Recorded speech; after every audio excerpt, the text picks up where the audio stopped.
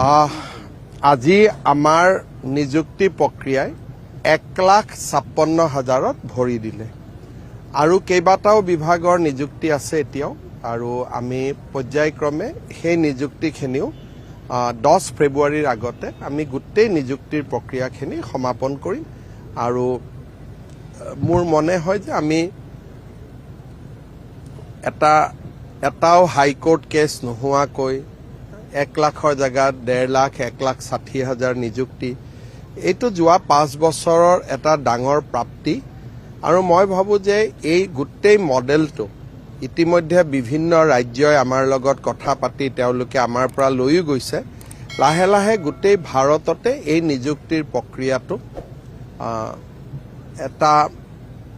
আদৰ্শ হিচাপে বহুত ৰাজ্যই আমাৰ পৰা লৈ যাব এডিআৰই থাৰ্ড পেজ ইলেকশ্যনৰ পিছত এইকেইটা দিনটো আৰু নিযুক্তি এইটোতো আৰু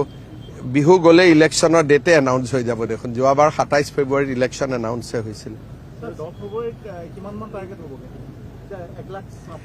1,70,75 এনেকুৱা ভিতৰত হ'ব গোটেই নিযুক্তিটো আৰু ইয়াত আমি কন্ট্ৰেকচুৱেলখিনি যোগ কৰা নাই যিবিলাক কন্ট্ৰেকচুৱেল আছে সেইখিনি বেলেগ কন্ট্ৰেকচুৱেলতো মই লিষ্টখন দিম তাতো 50-60,000 আমি দিছোঁ যোৱা 5 বছৰত কিন্তু এতিয়ালৈকে মই কন্ট্ৰেকচুৱেলৰ লিষ্টখন বনোৱা নাই কাৰণ আমি ৰেগুলাৰ এপইণ্টমেণ্টখিনি এতিয়া কৈ আছোঁ